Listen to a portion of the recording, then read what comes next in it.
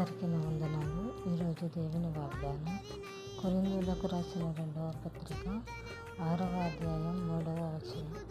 ఇదిగో ఇప్పుడు మిక్కిలి అనుకూలమైన సమయము, ఇదిగో ఇదే రక్షణ దినము. ఆమె దేవుడు ఉదయకాలంలో శ్రేష్టమైన వాక్కు చేత మనందరినీ బలపరిచిన మన దేవాది దేవునికి సమస్త మహిమ ఘనత ప్రభావములు కలుగునుగాక. ఆమె